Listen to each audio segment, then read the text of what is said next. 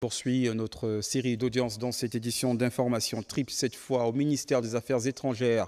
Régis Onanga Ndiaye a tout d'abord reçu le représentant désigné du Fonds des Nations Unies pour la population, ensuite l'ambassadeur de Sao Tomé et Principe et enfin l'ambassadeur de l'Union européenne au Gabon.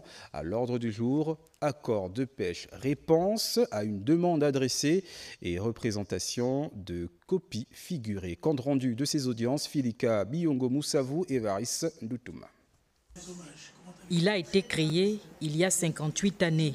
Le Fonds des Nations Unies pour la population est une organisation pour la défense des droits humains. Son représentant désigné, Leila Sadji Joudan, rencontre le ministre des Affaires étrangères, Régis Onanga Ndiaye. Cela s'inscrit dans le cadre de la présentation de copies figurées. Cette étape marque un engagement renouvelé entre notre pays et le dit fonds. Puis le tour est revenu à l'ambassadeur de Sao Tomé et Principe, Hugo Dos Ramos Bonfim. Est ici dans le cadre d'une demande en lien avec l'obtention d'une parcelle pour la construction d'une nouvelle ambassade, d'un consulat et d'une résidence pour les personnalités de passage au Gabon. Nous avons été souciés seulement du bâtiment de notre ambassade. Les choses sont en bon chemin. En troisième heure, le ministre s'est entretenu avec l'ambassadeur de l'Union européenne, Cécile Abadi. Au centre de l'échange, l'accord de pêche liant le Gabon à cette union, créé il y a plus de 30 ans. Nous avons parlé de ce dossier qui est une turbulence dans notre partenariat et c'est important de pouvoir la traverser ensemble le mieux possible. Nous avons un petit peu discuté des prochaines étapes. Donc, une réponse écrite va être envoyée de manière imminente au Gabon. Sur cette base, nous souhaitons les deux parties que le dialogue se réengage pour réestimer comment cette coopération, qui est quand même très ancienne, puisse essayer de répondre mieux aux priorités actuelles du Gabon. Tout ceci intervient au moment où le Gabon est engagé dans la révision de ses accords pour des partenariats gagnant-gagnant. Nous l'annoncions en titre, ouverture ce matin de l'atelier de lancement du plan national de croissance et de développement 2026-2030 ici à Libreville pour justement présenter les grandes orientations sur lesquelles repose le PNCD. On en parle avec Alphane Dombi Moussavou et Adeline Kenabaga. Un pas décisif vers un Gabon nouveau vient d'être franchi avec l'ouverture officielle de l'atelier de lancement du processus d'élaboration du plan national de croissance et de développement. En présence de plusieurs membres du gouvernement, acteurs du développement, cet atelier marque le début d'une vaste réflexion visant à doter le pays d'un cadre clair pour une croissance forte, durable et inclusive. Ce moment marque une étape décisive dans la trajectoire de transformation du Gabon. Le PNCD, premier plan stratégique de la Ve République, représente bien plus qu'un simple exercice de planification. Il incarne la vision du chef de l'État, traduite en planification collective pour un avenir plus inclusif, durable et résilient. Pour les autorités, ce projet de société se structure autour de plusieurs piliers. L'accès universel à l'électricité, à l'eau potable, à la modernisation des secteurs clés, par des réformes structurelles profondes, la promotion de l'entrepreneuriat et le renforcement de l'employabilité, en particulier celle des jeunes, le développement du logement, des infrastructures de transport et l'accélération de la transition numérique, le renforcement du capital humain et l'instauration d'une justice sociale équitable. La mise en œuvre efficace de ces priorités ne saurait aboutir sans un engagement collectif et fort. La réussite de ce plan dépendra de chacun d'entre nous à mobiliser, à unir les volontés, à mobiliser les compétences, à instaurer une coordination rigoureuse tout au long du processus. Le PNCD 2026-2030 est une étape cruciale qui ouvre la voie à la construction d'un Gabon fort et prospère. Autre atelier dans cette édition d'information, cette fois sur la validation du plan de développement de l'enseignement supérieur privé qui s'est d'ailleurs tenu ce mercredi dans un hôtel de la place. On en parle avec Maggie Kandinzang Nang et Ludovic Bitege. Comment allier excellence académique, employabilité et développement territorial? Quelle synergie entre public et privé C'est autant de questions qui devront faire l'objet de réflexions autour de ces paniers prévus pour cet atelier national sur les plans de développement de l'enseignement supérieur privé au Gabon. Ce que nous attendons de vous durant ces 2 jours de travaux, c'est d'imaginer ensemble un système d'enseignement supérieur du 21e siècle. Il doit être moderne, inclusif, connecté au monde, mais surtout au service du développement endogène de notre nation. L'atelier se tient sous le thème « Structurer, qualifier et moderniser l'enseignement supérieur privé pour un système national performant et inclusif ». Une thématique qui intègre la stratégie nationale de ce développement dans ce secteur comme voulu par le président de la République. Le département éducation, formation professionnelle et enseignement supérieur que j'ai l'honneur de diriger à la présidence de la République a auditionné une 50aine d'entreprises et des administrations pour produire justement un document qui compile les différents domaines d'employabilité du Gabon. Cet atelier constitue une étape cruciale dans la finalisation de ce plan stratégique dont la finalité est de renforcer la qualité, l'accessibilité et la gouvernance académique et administrative de l'enseignement supérieur privé dans notre pays. Pendant ce temps, l'École nationale d'administration du Gabon et celle du Maroc signaient un accord de partenariat dans le cadre du renforcement de la coopération académique qui vise, entre autres, à favoriser l'échange d'expertise et la mise en œuvre de programmes conjoints de formation, on le précise. Et là, nous sommes avec Ingrid Mambo et Sarah Nzang. C'est dans le cadre d'une mission officielle au royaume chérifien que la directrice générale de l'École nationale d'administration du Gabon, qu'accompagnait le directeur général de l'école de préparation aux carrières administratives, ont été reçus par la partie marocaine conduite par la directrice générale de l'École nationale supérieure d'administration du Maroc. Cette rencontre a permis de faire la présentation des 2 institutions ainsi que de leurs offres de formation respectives. Elle a permis de mettre en exergue la volonté commune de moderniser les systèmes de gestion publique et de renforcer la formation des hauts fonctionnaires face aux défis actuels. C'est le début d'une étape inaugurale qui va être suivie de réunions bilatérales entre les homologues pour voir qu'est-ce qu'il y a lieu de faire, que ce soit au niveau de l'accompagnement de la réforme de l'école gabonaise ou l'échange d'étudiants ou de la recherche. Ça va dépendre de la réactivité des équipes de part et d'autre qui vont, eux, nous présenter des projets concrets. Ça serait bien de démarrer par 1 ou 2 actions pour concrétiser ce partenariat. Point d'orgue de cette mission, la signature d'un mémorandum d'entente entre l'École nationale d'administration du Gabon et l'École nationale supérieure d'administration du Maroc.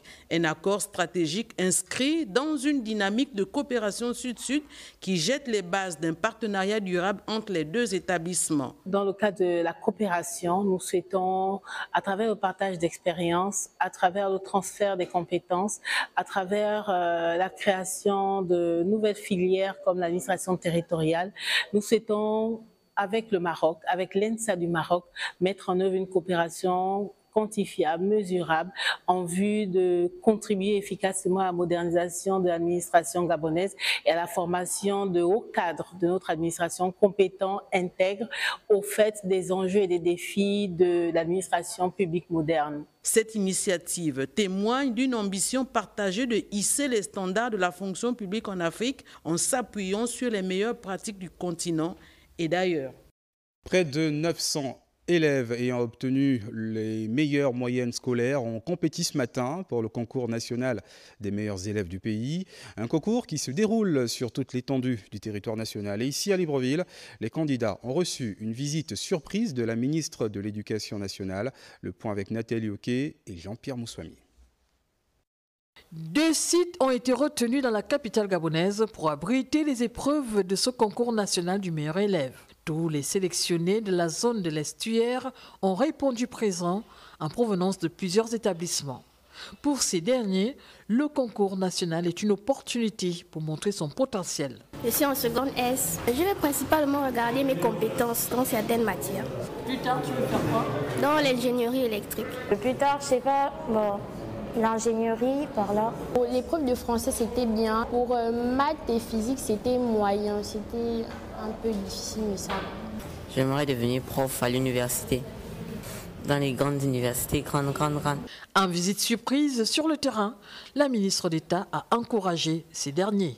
Pour les classes d'examen, nous prenons directement les moyennes obtenues lors du certificat d'études primaires, lors du brevet et lors du baccalauréat général et technique et professionnel. Les corrections se dérouleront à Libreville et seules les meilleures moyennes seront retenues, oscillant entre 17 et 18 sur 20. Et toutes ces copies-là, il y a un centre unique de correction parce que là, les critères de correction sont vraiment très élevés, c'est beaucoup d'objectivité. Le centre unique de correction se fait à Libreville. Voilà, et ça se fait en simultané dans la plus grande des transparences. Concernant l'enseignement technique, ce sont 112 candidats remplissant les critères qui ont participé à la compétition qui met aux prises les meilleurs élèves sur le plan national. L'objectif, récompenser ces enfants et encourager le goût à l'effort.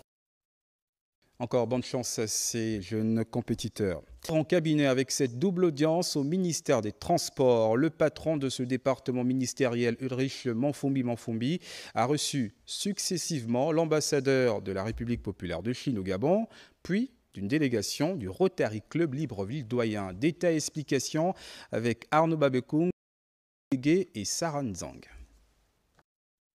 Avec le diplomate chinois, les échanges ont porté sur les projets d'infrastructure de transport et la formation des ingénieurs gabonais. Pékin réaffirme ainsi sa volonté d'accompagner le Gabon dans le développement de son réseau de transport à travers un partenariat stratégique. J'ai discuté avec monsieur le ministre d'État sur la coopération entre la Chine et le Gabon dans le domaine des transports, sur des séminaires qui seront organisés en Chine et au Gabon pour former plus d'ingénieurs gabonais. Dans un second temps, le ministre a accueilli le Rotary Club Libreville-Doyen.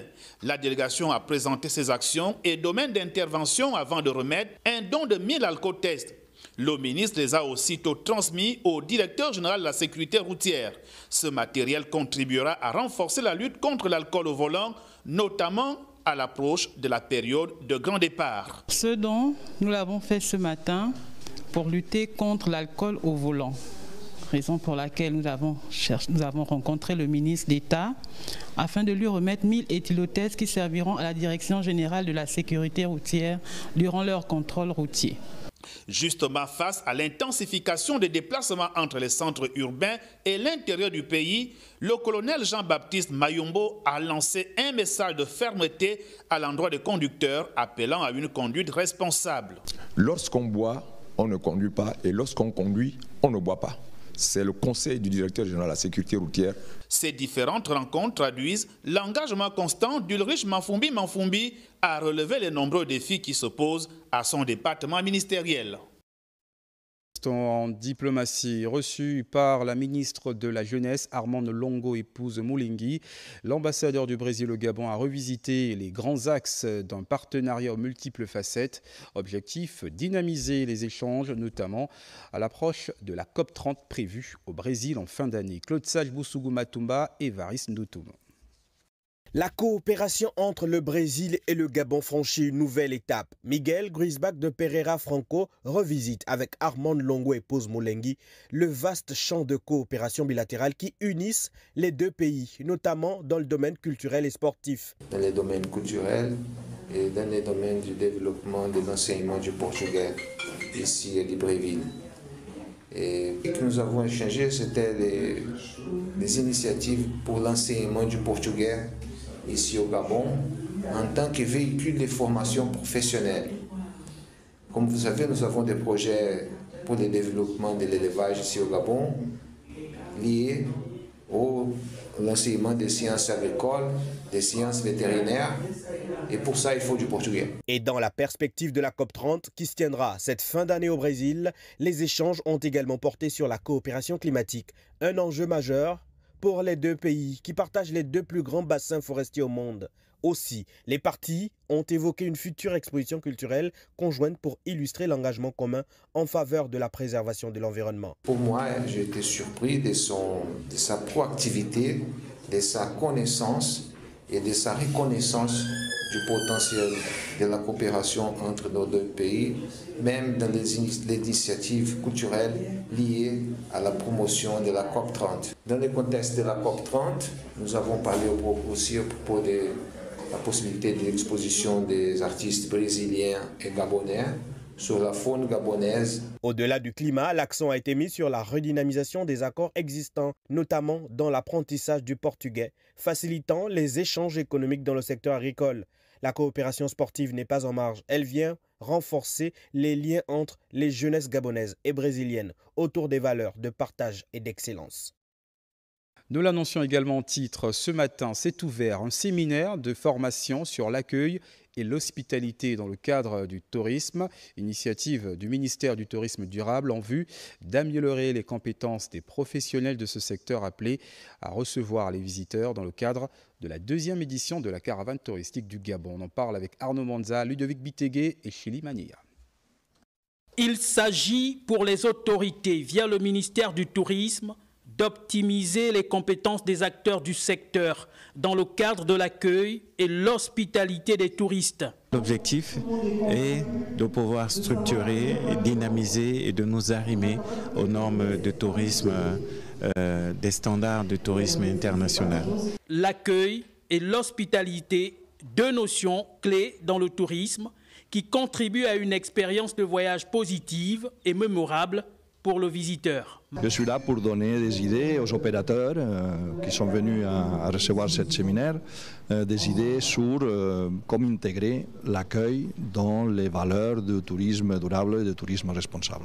De manière succincte, on peut résumer l'accueil à 4 éléments importants. L'accueil professionnel. Le regard ici, comme le sourire, doit rester professionnel, cordial, chaleureux. Nous devons donc prêter attention à ces éléments-là pour pouvoir offrir un accueil professionnel et démontrer l'hospitalité gabonaise. À cette formation, les participants apprennent à être attentifs aux besoins et aux attentes des visiteurs. On a appris comment accueillir, comment pouvoir orienter les touristes qui viennent chez nous. On nous a montré qu'il y a certaines postures qu'il faut prendre lorsqu'on accueille une personne. C'est donc des opportunités de formation qu'offre le pays en vue de renforcer le secteur touristique et d'améliorer l'expérience des visiteurs. Prochaine étape avec le personnel de l'aéroport ce jeudi. Dans le même chapitre, le parc national de Pongara a un nouveau bureau exécutif du comité consultatif de gestion locale.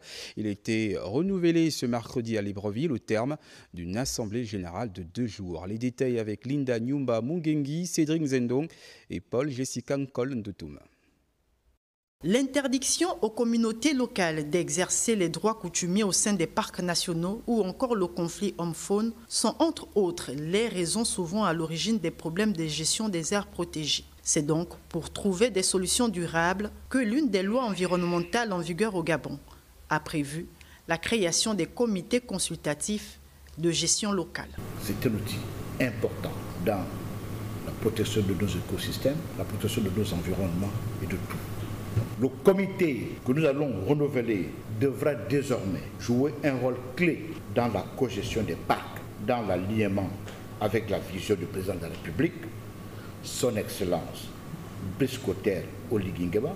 Bâtissons l'édifice nouveau, inclusif et durable pour notre essor vers la félicité. Initiées il y a plus de 10 ans, les CCGL sont des plateformes qui visent à faire participer les populations vivant autour des parcs dans la gestion de ces espaces. Ces CCGL avaient déjà été mis en place, mais pour diverses raisons, elles n'ont pas fonctionné comme cela aurait dû être. Donc aujourd'hui, on est vraiment dans la question du renouvellement de ces CCGL, mais également afin de nous assurer de mettre en place tous les mécanismes nécessaires pour assurer leur fonctionnement effectif. Durant ces travaux consacrés au parc de Pongara, les experts ont passé en revue le règlement intérieur et la charte. Désignés par consensus, les 7 membres du bureau exécutif ont par la suite été installés et renvoyés à l'exercice de leurs fonctions. Nous sommes un bureau de 7 membres et le CCGL comprend 24 membres. Et ce bureau-là va être au plus près des populations pour défendre leurs intérêts. Le parc national de Pongara a été créé il y a plus de 20 ans. Le renouvellement du bureau exécutif du CCGL permet aux autorités de le gérer désormais avec les villageois, les opérateurs économiques et la société civile pour un fonctionnement optimal. Et dans ce journal, on parle également de la fin de la conférence des jeunes sur les changements climatiques et la préservation de l'environnement. L'événement, qui a vu la participation de plus de 250 jeunes, a été ponctué par plusieurs recommandations visant à protéger nos écosystèmes. Lionel Mbotsou-Pissam, Stade Manika. Engagé dans la lutte contre les changements climatiques, le Gabon entend renforcer son leadership en la matière en impliquant les jeunes. 48 heures ont suffi à ces jeunes participants de la El-Koy Gabon 2025 pour trouver des solutions durables. Nous avons entendu les jeunes. Nous avons tous été vraiment impressionnés et je pense inspirés. Il était question de faire entendre la voix des jeunes parce que nous les jeunes, nous sommes les premières victimes des changements climatiques, que nous pouvons porter le soutien aux adultes pour pouvoir changer notre planète, pour pouvoir la protéger. C'est la preuve par suffisance que la jeunesse gabonaise est au fait des questions liées au changement climatique. Cette conférence, qui n'est pas les moindres, permet ici à la jeunesse gabonaise de pouvoir prendre une note de position de la jeunesse gabonaise sur les changements climatiques. Cette simulation de la COP30 prévue au Brésil a tenu toutes ses promesses au regard de la pertinence des sujets évoqués et les recommandations issues de cette mini-COP. Nous sommes présents à la El-Koy pour présenter notre projet, notre programme, présenter aussi quelque chose qui peut être d'innovant en matière d'éducation environnementale. Il ne s'agit pas de la sensibilisation, mais beaucoup plus de l'éducation environnementale. Ils ont brillé par leur éloquence, mais aussi par leurs propos. Leur engagement était vraiment impressionnant. Ils ont simulé la COP, mais ils sont vraiment à cœur et sont sortis avec des recommandations que j'ai trouvées très pertinentes. Nous devons encourager, ce sont les décideurs, les acteurs de demain. Organisé dans 150 pays du monde, l'événement vise à impliquer les jeunes dans cette lutte. Pour le Gabon, l'éducation et la formation sur la préservation de l'environnement est une piste de solution. Pour sa part, la ministre des Sports a présidé au nom de sa collègue de l'agriculture l'atelier sur le développement organisationnel sous le thème « Renforcer les organisations paysannes pour une agriculture résiliente, inclusive et durable en Afrique ». Le point sur cette activité avec Galmbimba Okoko. Libreville, carrefour de l'agriculture paysanne de l'Afrique, 3 jours durant. Et ce, grâce à cet atelier sous-régional qui vise à produire un ensemble de textes devant faire en sorte que les petits exploitants agricoles du continent parlent désormais d'une même voix. Nous avons des objectifs communs. Voilà pourquoi nous nous retrouvons tous ici pour parler Afrique aux Africains. Les paysans africains, ils sont chez eux. Et c'est une fierté d'avoir choisi le Gabon. Le processus lié au développement des organisations paysannes débuté il y a quelques années va trouver son épilogue à Libreville après une assemblée générale de validation des documents cadres. Nous venons aussi pour échanger avec nos collègues du Gabon, voir comment on peut se renforcer mutuellement et essayer de faire en sorte que les politiques agricoles qui sont en train de se mettre en place puissent véritablement permettre au Gabon d'atteindre sa souveraineté alimentaire et mettre d'un pays qui est exportateur de produits alimentaires. Si nous arrivons donc à résoudre tous ces problèmes-là au courant de cette rencontre du Gabon, on dira que la PROPAC a réussi le pari. Les travaux en panel auraient permis aux agriculteurs venus des pays amis de découvrir les efforts consentis par le gouvernement gabonais. Vous avez pour preuve la distribution d'un important lot de matériel et équipements agricoles. Derrière cette distribution, il y a toute une stratégie qui est déroulée, notamment en ce qui concerne les formations, parce qu'une chose est de distribuer le matériel et l'équipement agricole, l'autre chose est de former les maintenanciers, les animateurs de tout ce matériel. Tous les participants ont convenu de visiter les plantations des paysans gabonais pour mieux comprendre leurs besoins et connaître les réalités du pays. L'Assemblée générale, quant à elle, se tiendra ce vendredi.